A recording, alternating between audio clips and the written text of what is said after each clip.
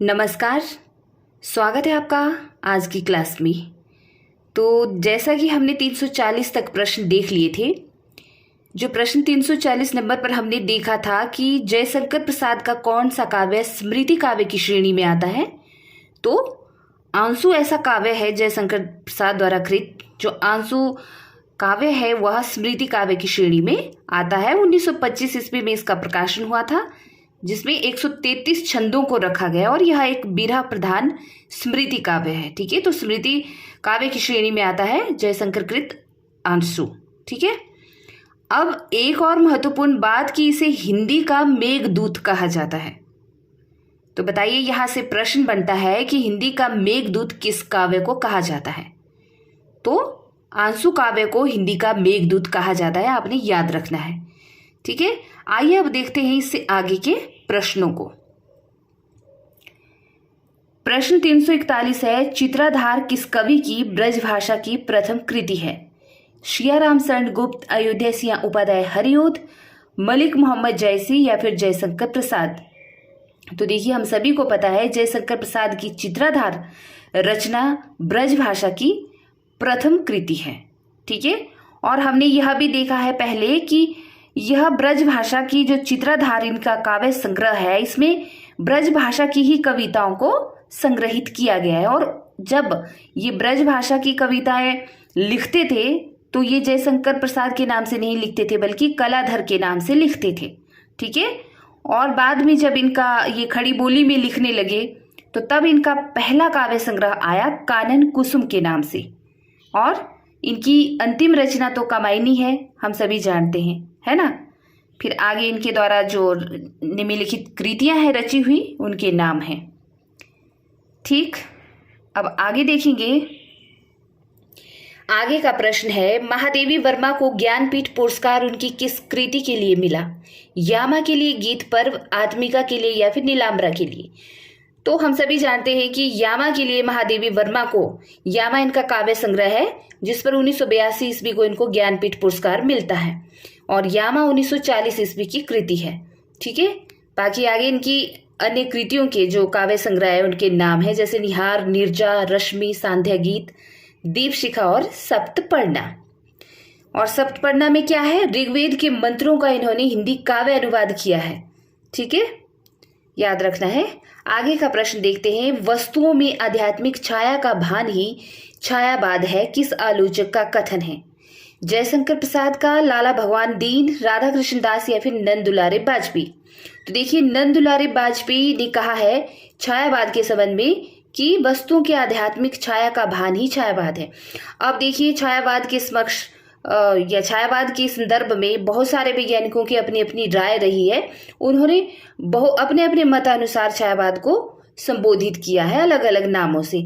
वैसे तो हमने देखा है, लेकिन फिर भी फटाफट से एक नज़र और मार लेते हैं कि आचार्य रामचंद्र शुक्ल ने कहा कि छायावाद शब्द का प्रयोग दो अर्थों में समझना चाहिए।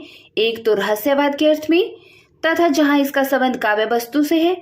दूसरा प्रयोग काव्य शैली या पद्धति विशेषण के व्यापक अर्थ में छायावाद का अर्थ समझना चाहिए। तो वहीं पर डॉक्टर नेगेंद्र छायावाद को स्थूल के प्रति सूक्ष्म का विद्रोह कहते हैं। राम कुमार वर्मा की बात करें तो इन्होंने कहा कि जब आत्मा की छाया परमात्मा पर, ठीक है, जब आत्मा की छाया परमात्मा पर तथा परमात्मा की छाया आत्मा पर पड़ने लगे तो वहीं पे छायावाद की सृष्टि होती है। वहीं पर शांति प्रिय द्विवेदी जी कहते हैं कि छायावाद एक दार्शनिक अनुभूति है। और महादेवी वर्मा ने क्या कहा छायावाद के संदर्भ में कि छायावाद तत्वतः प्रकृति के बीच जीवन का उद्गीत है। उद्गीत है, ठीक है, तत्वतः छायावाद क्या है, प्रकृति के बीच जीवन का उद्गीत है। आगे देखेंगे। आगे का प्रश्न है, सांध्या काकली किस रचनाकार की कविताओं का संग्रह है। महावीर प्रसाद द्विवेदी जी, नंद दुलारे बाजपेयी, कृष्ण बिहारी मिश्र या फिर सूर्यकांत त्रिपाठी निराला। तो देखिए, सांध्या काकली जो है सूर्यकांत त्रिपाठी निराला का कविताओं का संग्रह है, यानी कि काव्य संग्रह है 1969 ईस्वी का। ठीक है, और ये जो सांध्या काकली नामक इनका काव्य संग्रह है, इसमें इनके कुल 65 गीतों को रखा गया है। ठीक है, और ये 65 गीत कहा जाता है कि इनके 65 साल की उम्र का प्रतिनिधित्व करते हैं।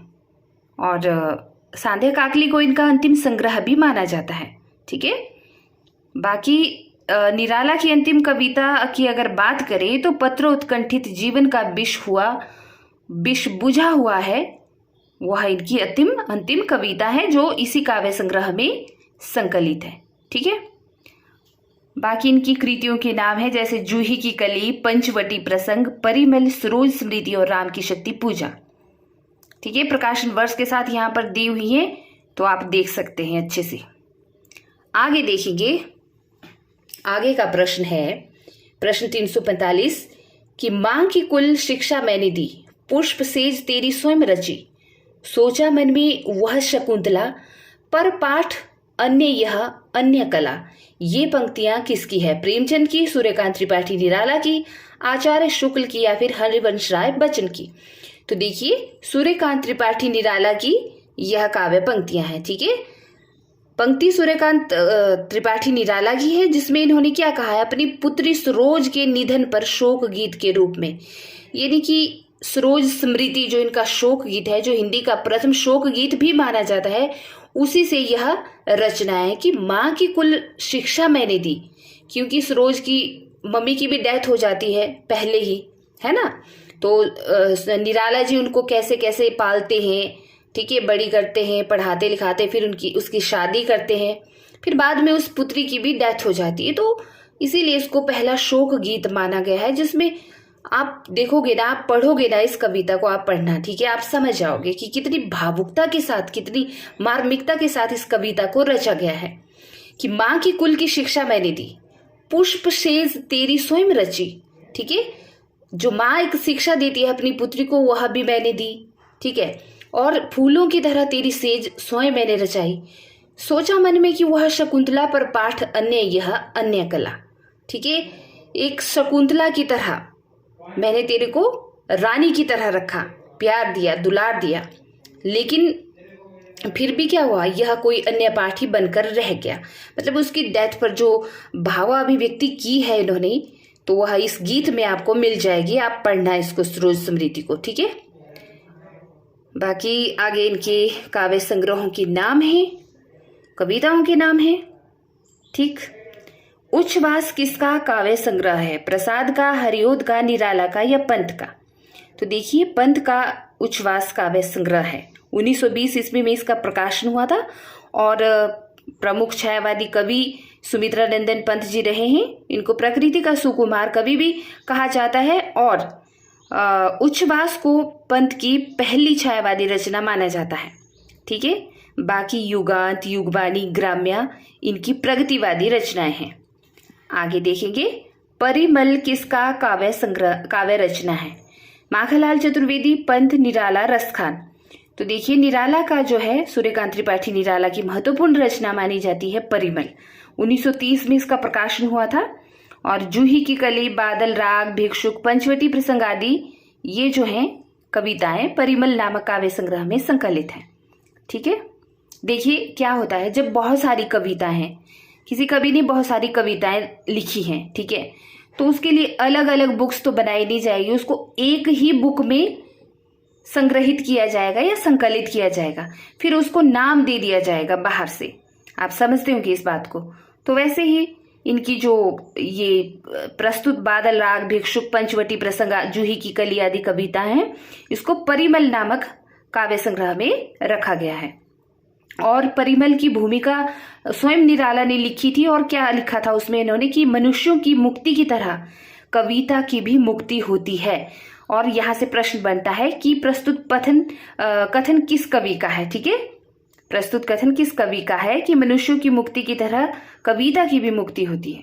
तो निराला जी का, याद रखना है। ठीक है, निम्न में से किस कवि का पहले नाम गुसाई दत्त था? सुमित्रा नंदन पंत, हजारी प्रसाद द्विवेदी, धर्मवीर भारती या फिर हरिवंश राय बच्चन? तो इसका विकल्प सही उत्तर होगा सुमित्रा नंदन पंत। ठीक है, क्योंकि इनके बचपन का नाम गुसाई दत्त था, और हम सभी जानते हैं 1900 ईस्वी में कौशानी अल्मोड़ा में, उत्तराखंड में इनका जन्म हुआ था। और चिदम्बरा इनकी महत्वपूर्ण कविताओं का संग्रह है, जिस पर इन्हें 1968 में भारतीय ज्ञानपीठ पुरस्कार मिला था। राइट, आगे देखेंगे, अब सुन ले बेगुलाब मैं गुलाब किसका प्रतीक है? राजनीतिक वर्ग का, बुद्धिजीवी वर्ग का, पूंजीपति वर्ग का या फिर श्रमिक वर्ग का? तो देखिए, अबे सुन वे गुलाब यह पूंजीपति वर्ग का प्रतीक है। सूर्यकांत त्रिपाठी निराला की रचना है कुक्कर मुद्दा, ठीक है, जिसका प्रकाशन हुआ था 1942 ईस्वी में। और यह कविता द्वितीय विश्व युद्ध के दौरान लिखी गई कविता है इनकी। और इस कविता में इन्होंने द्वितीय विश्व युद्ध के साथ पनपती हुई जो सामंती पूंजीवादी व्यवस्था थी उसका चित्रण किया है। और कविता में गुलाब को इन्होंने क्या दिखाया है? पूंजीपति वर्ग का प्रतिनिधि प्रतीक दिखाया है, ठीक। और बाकी निराला की प्रथम कविता को अगर जाना जाए तो जूही की कली 1916 ईस्वी में, राइट। आगे देखेंगे, कवि निराला ने किसे हिंदी के विशाल मंदिर की सरस्वती कहा है? महादेवी वर्मा, मीराबाई, मनु भंडारी या फिर अमृता प्रीतम? तो महादेवी वर्मा को निराला जी ने क्या कहा है? हिंदी के विशाल मंदिर की सरस्वती, राइट। अब देखिए, मुक्त छंद के प्रवर्तक तो रहे हैं हमारे निराला जी, तो इन्होंने महादेवी वर्मा को हिंदी के विशाल मंदिर की सरस्वती कहा। और महादेवी को आधुनिक युग की मीरा भी कहा जाता है। निहार, रश्मि, नीरजा, सांदे गीत आदि इनके काव्य संग्रह हैं, ठीक है। अरुण यह मधुमेह देश हमारा, यह पंक्ति किसकी है? माखनलाल चतुर्वेदी, जयशंकर प्रसाद, महादेवी वर्मा या मिथिलेश? तो जयशंकर प्रसाद की यह काव्य पंक्तियां हैं, अरुण यह मधुमेह देश हमारा। आप समझ गए होंगे, यह चंद्रगुप्त नाटक की रचना जो है इनकी, ठीक है, उसी से यह काव्य पंक्तियां रखी गई हैं। और इसमें कार्नेलिया जो पात्र है उसके द्वारा यह गीत गाया जाता है कि अरुण यह मधुमेह देश हमारा। और चंद्रगुप्त इनका नाटक है 1931 ईस्वी का, राइट। आंसू काव्य किस वर्ष प्रकाशित हुआ? 1928, 1925, 1914 या फिर 1930? तो देखिए, 1925 में आंसू काव्य का प्रकाशन हुआ था। और हम सब जानते हैं कि आंसू को हिंदी का मेघदूत कहा जाता है, ठीक है। जयशंकर प्रसाद का यह कैसा काव्य है? स्मृति काव्य है, एक बिरहा प्रधान 133 छंदों का स्मृति काव्य है आंसू। हिंदी का मेघदूत कहा जाता है इसे।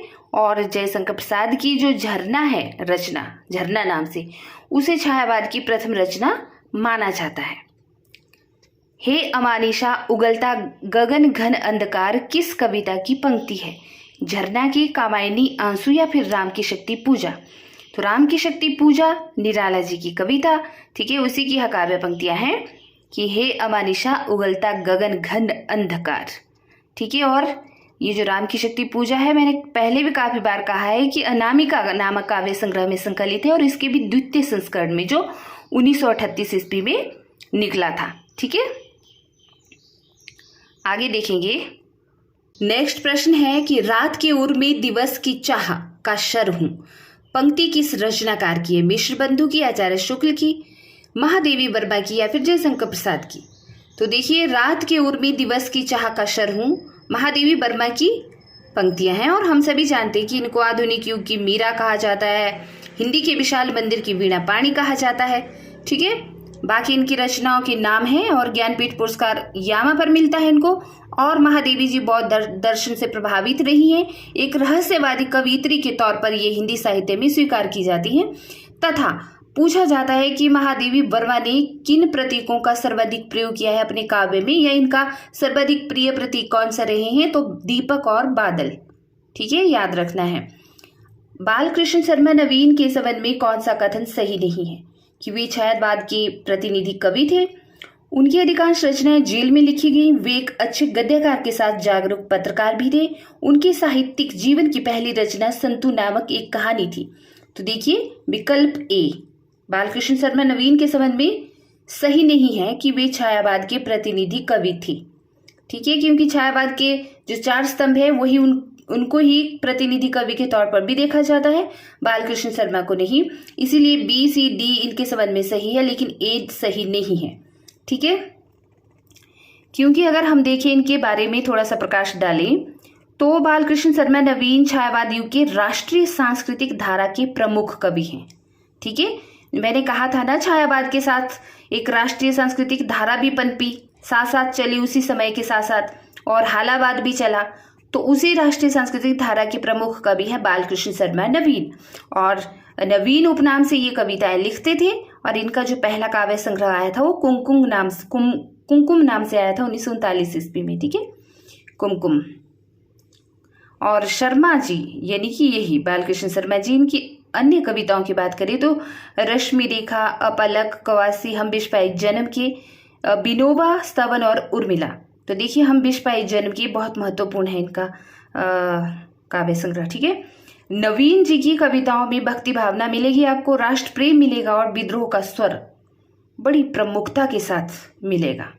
ठीक, आगे निहार काव्य संग्रह हम सभी जानते हैं महादेवी वर्मा का है। ओके, ज्यादा एक्सप्लेनेशन की जरूरत नहीं है। चलिए आगे चलिए, आगे की कविता है कि बादल राग कविता के कवि कौन है। तो हम सभी जानते हैं बादल राग कविता के कवि निराला जी हैं। ठीक है, और यह परिमल नामक काव्य संग्रह में संकलित है यह कविता। ठीक, और इनकी सबसे लंबी कविता मानी जाती है सरोज स्मृति, जिसे कि हिंदी साहित्य का प्रथम शोक गीत भी कहा जाता है। राइट, आगे का प्रश्न है निम्न में से कौन सी सिया रामचरण गुप्त की रचना है? रसिक रहस्य, विष्णुप्रिया, स्वदेश संगीत या फिर मौर्य विजय। तो देखिए सिया रामचरण गुप्त की जो प्रमुख रचना मानी जाती है मौर्य विजय मानी जाती है, जबकि रसिक रहस्य अयोध्या सिया हरिओत जी की हैं और विष्णुप्रिया और स्वदेश संगीत राष्ट्रकवि मैथिलीशरण गुप्त की काव्य कृतियां हैं। ठीक है, सियाराम शरण गुप्त कौन थे? मैथिलीशरण गुप्त के छोटे भाई के तौर पर इनको जाना जाता है। आंसू में किस रस की प्रधानता है? तो हम सभी जानते हैं आंसू जो है विरह काव्य है, स्मृति काव्य है। ठीक है, इसका जयशंकर प्रसाद जी का 1925 ईस्वी का, और इसे माना जाता है एक विरह प्रधान स्मृति काव्य के रूप में। ठीक है, तो यहाँ पर देखना है कौन सा विकल्प होगा। विकल्प बी, क्योंकि जब आप विरह वाला काव्य पढ़ते हैं ना, काव्य रचना, तो आपके अंदर क्या होता है? करुण रस की क्या होती है? भावाभिव्यक्ति होती है ना, करुण रस पनपता है। ठीक है, उस समय आपके अंदर हास्य रस तो पनपेगा नहीं, रति रस तो पनपेगा नहीं, ना ही अद्भुत रस, बल्कि करुण रस की उत्पत्ति होगी। तो इसीलिए विकल्प बी इसका सही उत्तर होगा। और हिंदी का मेघदूत कहा जाता है आंसू को। राइट, बाकी झरना को छायावाद की प्रथम प्रयोगशाला कहा जाता है। तो झरना भी प्रसाद जी की रचना है, इसको छायावाद की प्रथम प्रयोगशाला कहा जाता है, और हिंदी का मेघदूत कहा जाता है आंसू को। आगे देखिए, चाह नहीं मैं सुरवाला के गहनों में गूंथा जाऊं। पंक्तियां किस कवि की हैं? मैथिलीशरण गुप्त, माखनलाल चतुर्वेदी, रामधारी सिंह दिनकर या फिर सियाराम शरण गुप्त। तो माखनलाल चतुर्वेदी की यह बड़ी ही प्रसिद्ध कविता रही है पुष्प की अभिलाषा। तो उसी के अंदर यह पंक्तियां संकलित हैं कि चाह नहीं मैं सुरवाला के गहनों में गूंथा जाऊं। ठीक है, फूल बढ़ने की अभिलाषा कवि करता है, आपको अपने आप को एक पुष्प के प्रतीक के तौर पर रखता है और फिर इस तरह की भावाभिव्यक्ति करता है कि चाह नहीं मैं सुरवाला के गहनों में गूंथा जाऊं। आगे इनकी जो प्रमुख कृतियां हैं हिम किरीटनी, हिम तरंगिनी, माता तथा समर्पण। ठीक है, बाकी सियाराम शरण गुप्त की, मैथिलीशरण गुप्त की और रामधारी सिंह दिनकर की प्रमुख रचनाएं यहाँ पर दी हैं। आगे देखेंगे, हिम तरंगिनी किसका काव्य संग्रह है? भगवती चरण वर्मा, दिनकर, माखनलाल चतुर्वेदी, रामकुमार वर्मा। तो अभी हमने बात की कि हिम तरंगिनी जो है माखनलाल चतुर्वेदी जी का काव्य संग्रह है, और माखनलाल चतुर्वेदी को भारतीय आत्मा के नाम से जाना जाता है, एक भारतीय आत्मा के नाम से, और ये राष्ट्रीय सांस्कृतिक धारा के कवि रहे हैं। ठीक है, इसके बावजूद जो दिनकर है उनको अधेरे के कवि के नाम से जाना जाता है हिंदी साहित्य में। ठीक है, नेक्स्ट है मुक्त करो नारी को, चिरवंदनी नारी को, युग युग की बरबर कारा से जननी सखी प्यारी को। यह नारी विषय की यह भावना निम्नलिखित पंक्तियां जो व्यक्त हैं यह किस कवि की हैं? तो हम सभी जानते हैं सुमित्रा नंदन पंत की यह काव्य पंक्ति है। ठीक है, कि मुक्त करो नारी को, चिरवंदनी नारी को। नारी के संबंध में यह भावना अभिव्यक्ति की है पंत जी ने। ठीक है, सुमित्रा नंदन पंत जी ने। और नारी स्वतंत्रता के पक्ष में पंत जी ने कहा था कि भारतीय सभ्यता और संस्कृति का पूर्ण उदय तभी संभव है जब नारी स्वतंत्र वातावरण में जी रही होगी। ठीक है, और इनकी प्रमुख रचनाएं पल्लव, गुंजन, युगांत, युगवाणी और ग्राम्य हैं। नीड़ का निर्माण फिर, इसके लेखक कौन है? श्री राम शर्मा, महादेवी वर्मा, उपेंद्र नाथ अश्क और हरिवंश राय बच्चन। तो हम सभी जानते हैं हरिवंश राय बच्चन की रचना है नीड़ का निर्माण फिर। ठीक है, 1970 ईस्वी में। और देखिए उन्होंने अपनी आत्मकथा लिखी है जो 4 भागों में प्रकाशित हुई है। लेकिन ये जो नीड़ का निर्माण फिर है ना, यह इनकी आत्मकथा का दूसरा भाग है। ठीक है, नीड़ का निर्माण फिर से। आइए देखते हैं जो इन्होंने अपनी आत्मकथा लिखी वह किस किस नाम से लिखी। पहला भाग इनका कि क्या भूलूं क्या याद करूं, 1969 ईस्वी में आता है। दूसरा भाग नीड़ का निर्माण फिर इस नाम से आता है 1970 ईस्वी में। तीसरा भाग आता है बसेरे से दूर 1978 ईस्वी। और चौथा भाग आता है 10 द्वार से सोपान तक 1985 ईस्वी में। ठीक है, 10 द्वार से सोपान तक। तो ये 4 भागों में इनकी आत्मकथा है, राइट। जिसमें आत्मकथा में आपको पता है क्या होता है ना, अपने जीवन के बारे में स्वयं अपने अनुभव को और अपनी पूरी वास्तविक घटनाओं का ब्यौरा देना, है ना। चलिए, वरदे वीणा वादनी वरदे, यह सरस्वती वंदना किस कवि ने लिखी है? महादेवी वर्मा, जयशंकर प्रसाद, सुमित्रा नंदन पंत या फिर सूर्यकांत त्रिपाठी निराला। तो निराला जी की यह काव्य पंक्तियां हैं सरस्वती वंदना में। ठीक है, वरदे वीणा वादनी वरदे। और आपने देखा होगा आज भी स्कूलों में यह सरस्वती वंदना गाई जाती है। ठीक है, वरदे वीणा वादनी वरदे। तो ये निराला जी ने लिखी है। और निराला को मुक्तछंद का प्रवर्तक माना जाता है हिंदी साहित्य में, है ना। आगे देखेंगे कौन सा कवि एक भारतीय आत्मा के नाम से कविता लिखता था। तो नो डाउट विकल्प सी सही उत्तर होगा, माखनलाल चतुर्वेदी। आगे देखेंगे नेक्स्ट प्रश्न को हम। सुमित्रा नंदन पंत ने अपने किस काव्य संग्रह को बाल कल्पना का दुधमुहा प्रयास कहा है? Very very most important question है कि सुमित्रा नंदन पंत ने खुद अपने किस काव्य संग्रह को बाल कल्पना का दुधमुहा प्रयास कहा है? पल्लव को, ग्रंथि को, वीणा को या फिर उच्छ्वास को? तो देखिए, वीणा जो सुमित्रा नंदन पंत द्वारा रचित काव्य संग्रह है उसे उन्होंने कहा है बाल कल्पना का दुधमुहा प्रयास।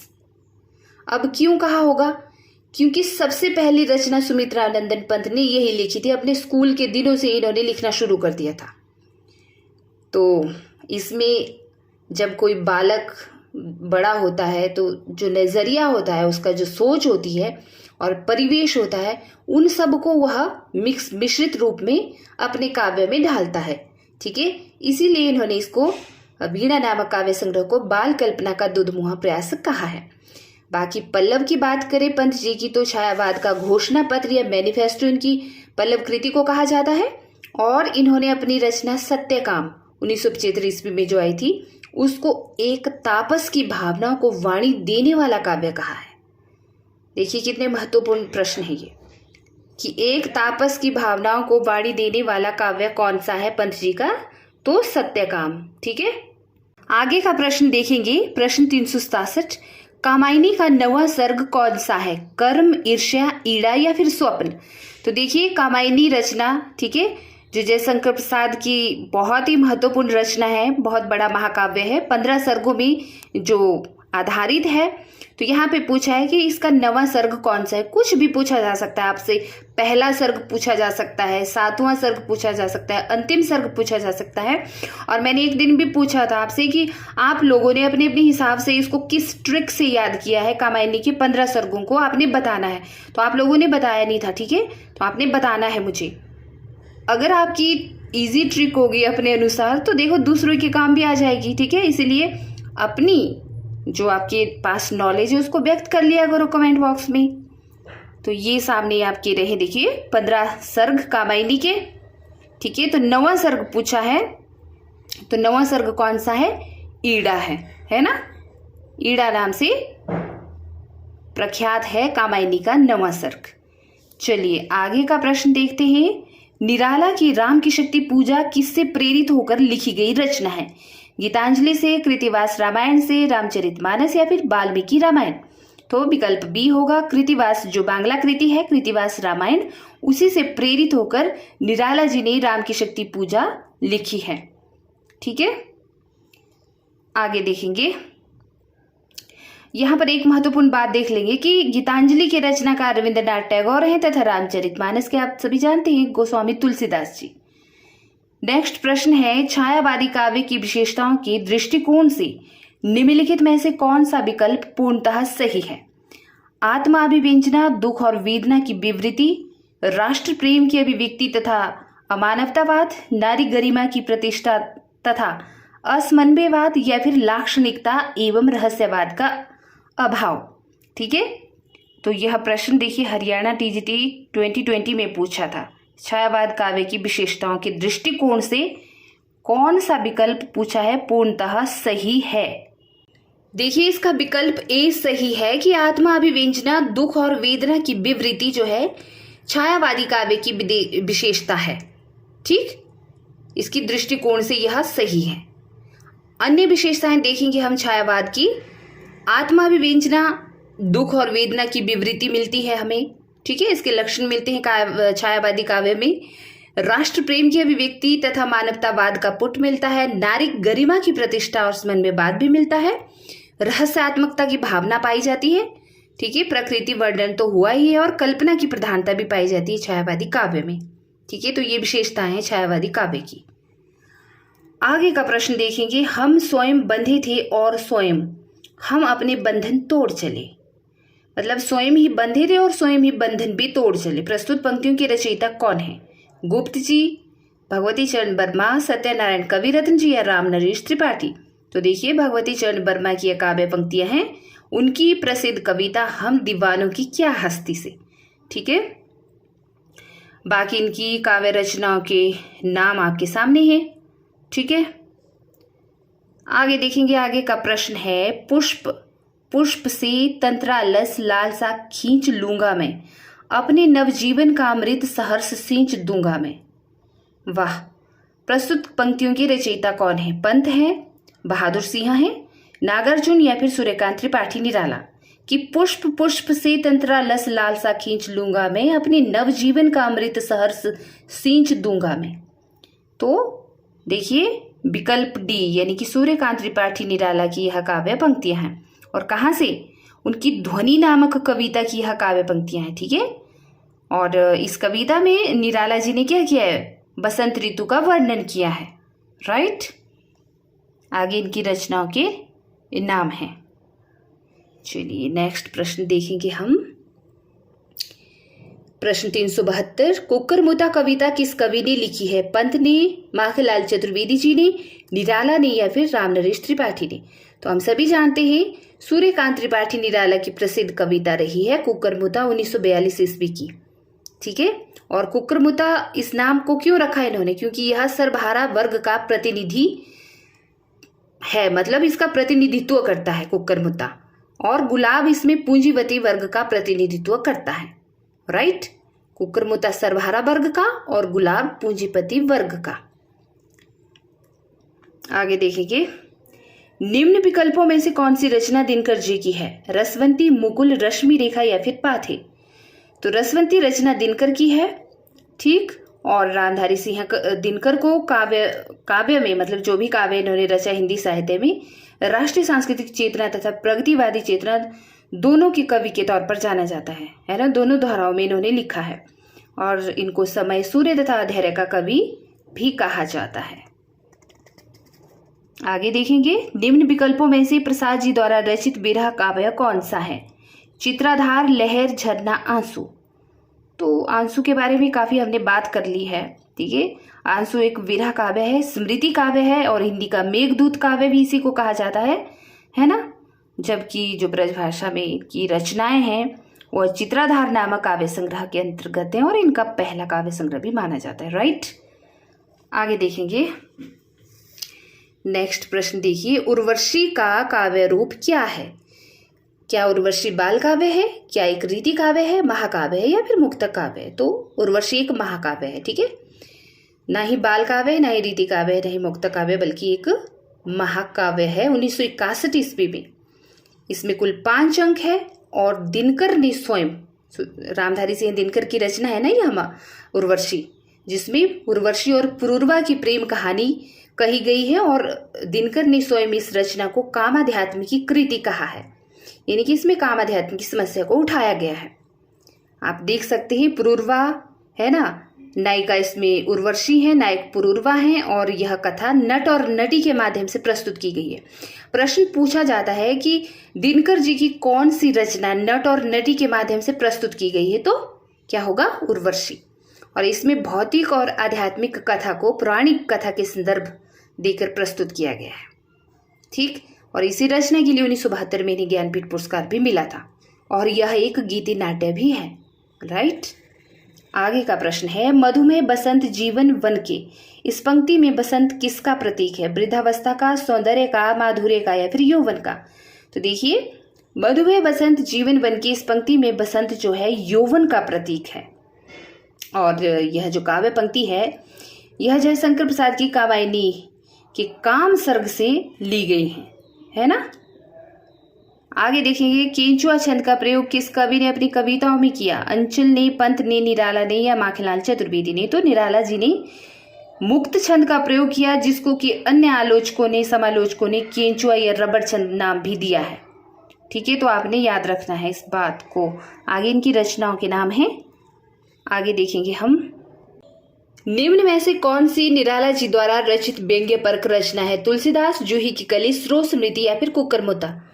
तो हम सभी जानते हैं कुकरमुत्ता व्यंग्य परक रचना है। क्यों? क्योंकि इसमें निराला जी ने पूंजीपति सभ्यता पर कुकरमुत्ता के बयान के बहाने एक करारा व्यंग्य किया है। ठीक है, और इसमें कुकरमुत्ता को इन्होंने सर्वहारा वर्ग का प्रतिनिधि के तौर पर दर्शाया है और गुलाब को पूंजीपति वर्ग के प्रतिनिधि के रूप में दर्शाया है। राइट। जबकि जूही की कली की बात करें 1916 ईस्वी की, तो यह मुक्तक छंद में निराला की पहली रचना मानी जाती है, जिसे आचार्य द्विवेदी जी ने क्या कहा है? अश्लीलता के आरोप लगाए थे इस कविता के लिए, जूही की कली के लिए, और उन्होंने सरस्वती पत्रिका में इसे छापने से इनकार किया था इस कविता को। ठीक है, याद है इस कविता के संबंध में यह महत्वपूर्ण कथन आपने याद रखना है, और कथन नहीं सॉरी तथ्य याद रखना है। और सरोज स्मृति की बात करें तो 1935 ईस्वी की रचना है। अपनी पुत्री सरोज के वियोग में या उसके दुख में या उसके शोक में इन्होंने यह कविता लिखी थी। ठीक है, शोक गीत के रूप में। और तुलसीदास इनका क्या है? तुलसी को भारत का सांस्कृतिक सूर्य कहा है। तुलसीदास जो कवि है ना, तुलसीदास, उनके संबंध में इन्होंने यह रचना लिखी है 1938 में, और इसमें इन्होंने तुलसी को भारत का सांस्कृतिक सूर्य कहा है। और जो उनकी वाइफ थी ना रत्नावली, उनको क्या कहा है? माँ भारती की तरह सम्मानित किया है, सम्मान दिया है माँ भारती की तरह। राइट, याद रखना है। आगे देखेंगे, कविता करने की प्रेरणा मुझे सबसे पहले प्रकृति निरीक्षण से मिली, जिसका श्रेय मेरी जन्मभूमि कुर्मांचल प्रदेश को है। यह कथन किस कवि का है? सूर्यकांत त्रिपाठी, निराला, जयशंकर प्रसाद, सुमित्रा नंदन पंत या फिर महादेवी वर्मा? तो यह सुमित्रा नंदन पंत का कथन है। ठीक है, क्योंकि तो देखिए ये कहाँ के रहने वाले थे? कुर्मांचल के, यानी उत्तराखंड के, है ना। कविता करने की प्रेरणा कहते हैं कि मुझे प्रकृति के निरीक्षण से ही मिली है, और मैं इसका सारा श्रेय देता हूँ अपनी जन्मभूमि कुर्मांचल प्रदेश को। तो इनको प्रकृति का सुकुमार कवि भी कहा जाता है। और क्या है यहाँ पे तथ्य कि पंत ने कविता को कल्पना की कानन रानी कहा है। तो देखिए एक प्रश्न यहाँ से बन गया, कल्पना की कानन रानी किसे कहा जाता है? कविता को किसने कहा है? सुमित्रा नंदन पंत ने। पंत को एक संवेदनशील इंद्रिय बोध का कवि भी कहा जाता है हिंदी साहित्य में। और बाकी इनकी रचनाएं हैं। ठीक है, नेक्स्ट प्रश्न है, गीत कुंज नामक संकलन किस कवि की रचना है? पंत की, निराला की, प्रसाद की या महादेवी की? तो देखिए निराला की रचना है 1954 ईस्वी की, बल्कि यह एक काव्य संकलन है गीत कुंज के नाम से। बाकी राग बिराग में इनकी कुल 130 रचनाएं हैं, जिन्हें 3 चरणों में बांटा गया है, जिसके तीसरे चरण 1950 से 1961 के बीच में जो है, ठीक है, उसमें कुल 4 संग्रह प्रकाशित किए इन्होंने, अर्चना, आराधना, गीत कुंज और सांध्य काकली नाम से, है ना। आगे इससे आगे हम नेक्स्ट कड़ी में देखेंगे प्रश्नों को। ठीक है, तो वीडियो को लाइक, शेयर, कमेंट करते रहना, यह क्या है? आपका कर्तव्य है, ड्यूटी है। ठीक है, चलिए मिलती हूँ नेक्स्ट कड़ी में। अपना ख्याल रखिए। नमस्कार।